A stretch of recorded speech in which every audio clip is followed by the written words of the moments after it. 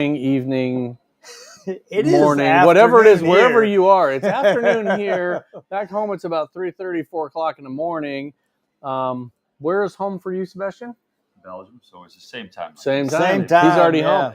So this is Sebastian from 3D. And what is the name of your company? Your ACC Distribution. So actually, we are the importer for 3D in Belgium and Holland. Yep. Yeah. So, and you were just doing, just came off your demo, your time here at the summit to show really the way you described it, it's basics, but it's an advanced technique for most detailers. So some sanding, and then some hand sanding, machine sanding, and then polishing to correct that. Yeah. So most people get scared of sanding. I mean, I noticed that in a lot of the things they're scared of it. They shouldn't be. It's just another tool in your belt. But what are the things that, like you were just talking about, and there are some of the things that people need to watch out for when they're sanding? Yeah, so when you sand it, I think it's actually should be a basic skill for every detailer. Because the first thing you need to know is understand the paint and understand the different layers and understand how you can work on the paint, on a fresh paint, on a harder paint, older paint. Today we worked on a fresh paint, so you can always bump into surprises. Fresh paint is totally different than a hard paint. Okay, you need to watch out with heat and stuff like that. So, but for sanding, it's actually you shouldn't be really scared of it, because first thing you have is you got a tool you can measure what you take. Okay, so this is the first thing. You just need to know where do I need to measure it, and what do I need to take into account. So understanding the layers, understanding how much clear coat I have left, and in many cases, sanding is better than just polishing and just going aggressively heating up the paint. And I think that's what I showed the guys today, and that they shouldn't be scared. Just read and be careful. Watch your steps. This is the most important. Watch your steps, and then go step by step. And that, I think the interesting thing that you showed was, so we took an area and we did dry sanding with 1500 and then 2500, and measuring in between each, basically in between every two passes.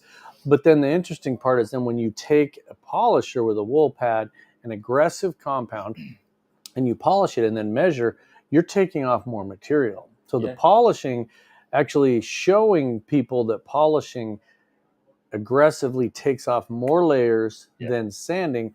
But I think people's biggest problem with sanding is that they feel like they have to push too hard. They have too much pressure. They load up the sandpaper, which then causes bigger defects. So it's a very tedious process. Take it slowly. Just like every other process, let the machine do the work, even though the machine is maybe just a sanding block. In your case, we're using a 3-inch, which is, I think that's the best thing for most people to start with, is a smaller machine. Don't worry about a big area, work on a small area. And then finished it off nicely with some of the 3D products. My biggest takeaway today, because we've gone to sanding classes before. Really, it's with the hand, right? And the one thing that really struck me that you pointed out was that hand sanding is a lot more aggressive than machine sanding. And to have that little Flex PX80 and just, going your passes, counting your passes, how much more evenly and less aggressive it was. And to me, you got a better product because doing the little hand thing, I was finding myself away from the nib instead of over on top of the nib. And that was like a huge eye opener for me. It's like, dude, why am I not using a PX80 and doing it more even? For that, it's a fantastic tool to sand smaller surfaces, and that's why I love the machine. I use it actually more for sanding than for polishing. Because the strength of the polishing is less. You don't have that much power, that much gear in the machine. But when you need to sand small surfaces, is a perfect thing. And also with 3D, like you just mentioned, you take less material. It is when you sand, you take less material, and you take it evenly. But it's just seeing all of the dust and seeing it becoming matte that scares people. But actually, sanding is in many cases way more safe than just taking a DA, even with a microfiber, that even microfiber in DA Yeah. is more aggressive. It's very And it's aggressive. more aggressive than a wool pad or a rotary. Yeah. You can just measure. It is there. You can measure it. You can show it to people. So I think they showed they saw today that you don't need to be scared. Take it step by step. Clean your materials, and don't get yourself into trouble. And refine. Always refine Right. sanding. So take the 1,500. We did 1,500. You can polish that away. When it's a small surface, yeah. But now when you're doing a whole piece of wood or a whole panel, you get yourself into trouble. And Yeah. especially now we saw it on the softer paints. Mm-hmm. Yeah. When you need to compound it out, you need to go a little bit harder. And some people that don't use the right technique, they bump into troubles, and then you're fucked. I've had it many times that people, I'm fucked. I can't get it right. I have a haze. The paint is sticking in. The compound is sticking in the paint. What do I need to do? Just do it as I showed there, and you will always be okay. Yeah. Yeah. The other thing I think people they try to do is they try to make it perfect on their first step. So with the 1,500, they try to get every single defect out, and you go too deep. So you realize when you do the 15, and then you're going to come back with a 25, and if you're going to finish it off with like a 3,000 or 35, 4,000, every time you're doing that, you're taking off material. So you do not have to get it perfect on the first pass, the second pass, the third pass, because then the polisher comes along, blends it all together, and it's good to go. Taping off the edges, that's really kind of a basic thing, but people still, they get scared of that. Just tape it off. If you're scared of hitting something, tape it off. This hood is a repaint, so it purposely has a lot of runs and a lot of dirt. Had some solvent pop in it, some different things. So it's a perfect training tool to be able to look at and see if you can get some of that stuff out. And it was very thick compared to a new car that's, 2-3 times as thick. The one thing that I really liked that you did in this training was taking the next gen paint gauge and showing how much you were taking off. Because I think a lot of times we just get in there and we're like, all right, and we're using our eye. And you did a really good job of, all right, let's take a look at how much we took off. And it was really eye-opening to me how much you took off in 2 swipes. Yeah, indeed. So you need to be careful. And that's what you said. People, if don't get it too perfect as well. Get it right done in the first step. But it doesn't need to be, don't go too deep, because we still got a lot of steps left. Yeah. And with sanding, I will talk in microns. With sanding, 1,500, 4, 5, 6 passes, you will take off between 8 and 10 microns with a P1500s. Mm-hmm. Then we got a second step. We are moving out again, maybe 4 or 5 microns. Okay? So we already took 12 to 15 microns. Then we need to polish. Right, which you can with the rotary. Okay, if you sand it correct, you take maybe 3 or 4 microns, and then 1 more in the polishing process. But if you took already 10, 12 microns, 14 microns in the first step, and then again you need to, or you don't do your second step right, and you need to hit it hard with the polisher, you remove again 10 microns. Yeah. Then you can get really into big problems. That's where you end up burning through the paint, and I think that's why people are scared, because I don't think people understand that a microfiber or a wool pad is more aggressive than 1,500. Way more aggressive. Even though with 1,500, it fools your brain. You hold a wool pad and you feel, oh, that's soft. But if you take that wool pad and you hold sandpaper, oh, that's really rough. But it's not. It's the opposite. The wool pad, microfiber, especially microfiber, way more aggressive. I did a demo once with, have you seen the denim pads? Or like jeans? Yeah. Super aggressive. I did 2 passes, 1, 2, and burned through the paint, just to see how aggressive that is. You don't do that with 1,500. You would burn through just by running it over the top. So I think that's what scares people.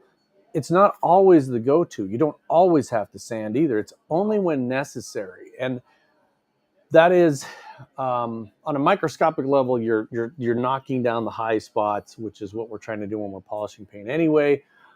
In this case, This is, like I said, is a perfect training tool because it's soft, it's uneven, it's got defects in it, and so you're getting kind of the worst case scenario. But in training, it's a best case scenario because you can see all of those things.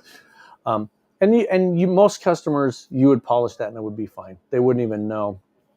For that next step, or like you said, we're trying to level it off.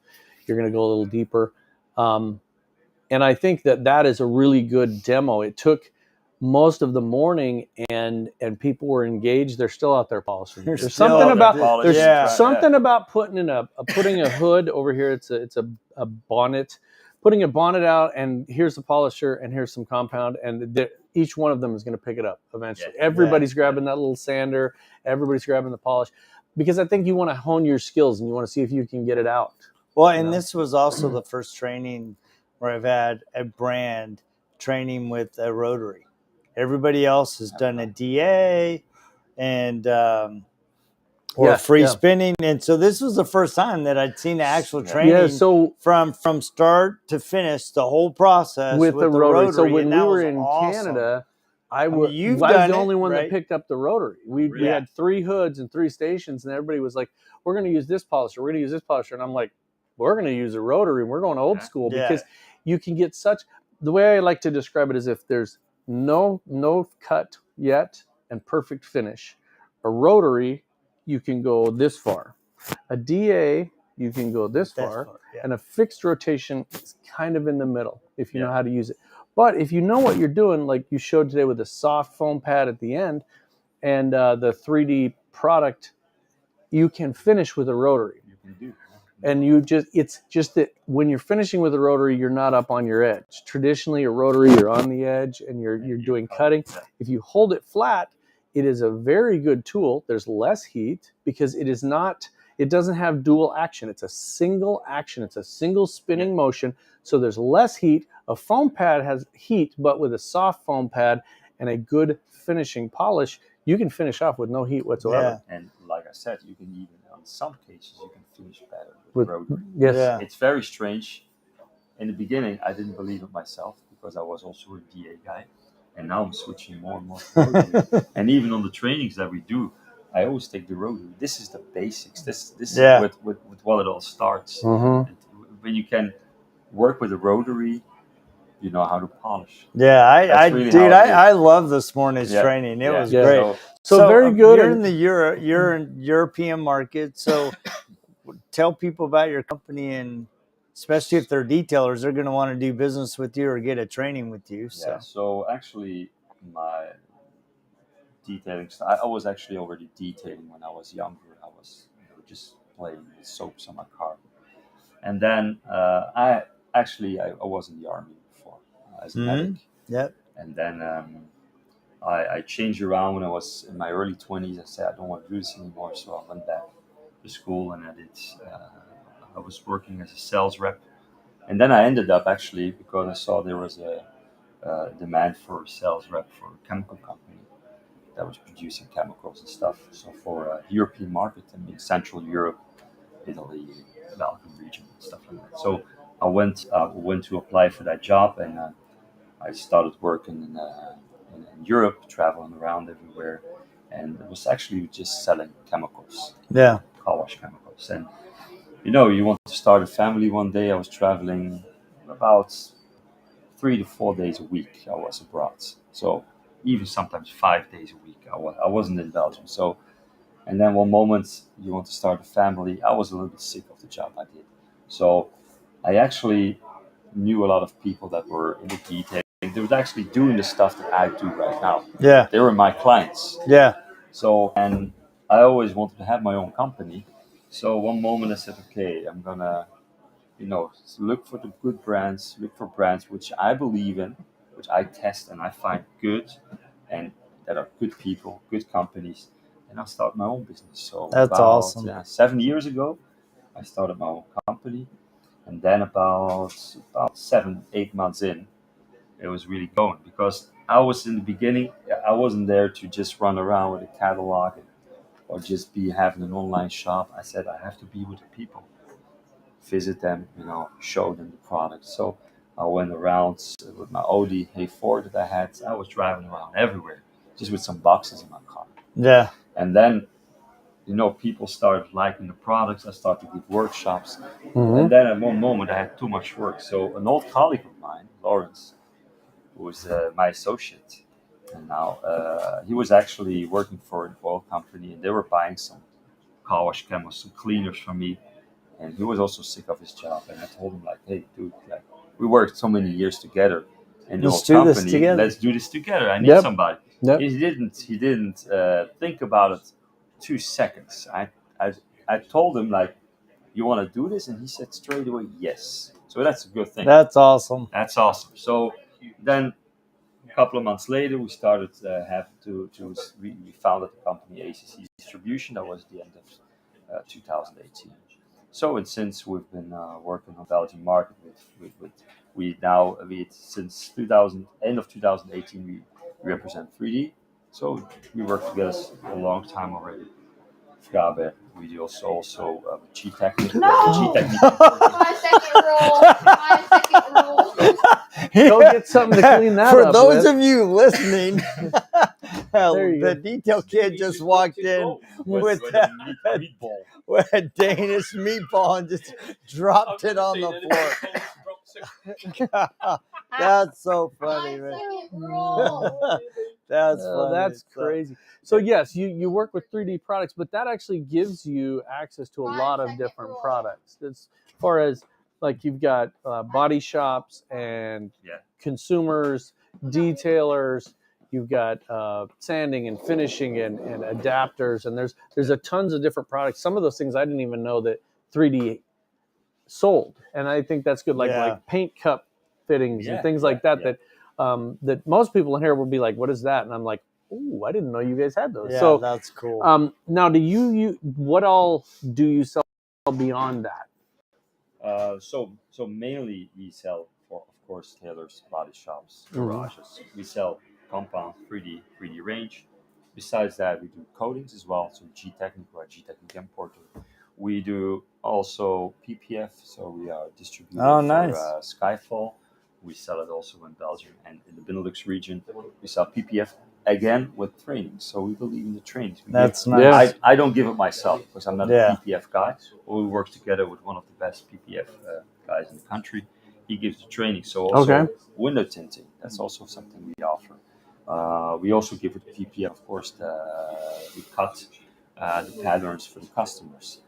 Then initially, I'm from the car wash industry, so we still supply some car washes. That's totally different. That's awesome. Yeah. That's totally different. We install the products and get everything measured for a car wash. So it's pretty wide range that we have on products. Yeah.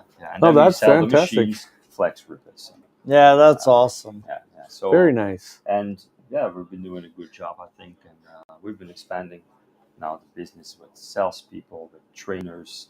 At the beginning, I used to give all the trainings myself, but of course now, first of all, we added products which I'm not a specialist in, and second of all, it was too much. So we work now with 3 external trainers. Nice. 2 guys that are also polishing and sanding that are really specialists, and then 1 guy for touch-up and spot repair system, because that's also something that we sell. And the thing is that I want people to be successful. That was my business. I'm not just there to sell a product. Otherwise, it's just about the product. Exactly. Yeah. But I want to sell the knowledge, and I want to give the guys. I want to be the guy to go to when they want to expand their business and when they want to learn something new and earn money. At the end of the day, when they are successful, my business is successful. Right. Exactly. So when I have new stuff coming in, and I know there's some guy, I say, hey guys, there's something new. Come over, we'll train you how to do it.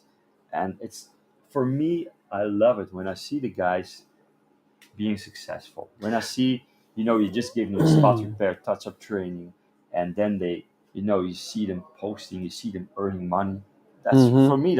I'm really happy for them. That's awesome. Really similar to the way we are, because in our business, it can't be all about the next bell or whistle, right? With software, we have to watch that client become successful so that they continue to use us, recommend it to the next guy, and help them be as successful as we can.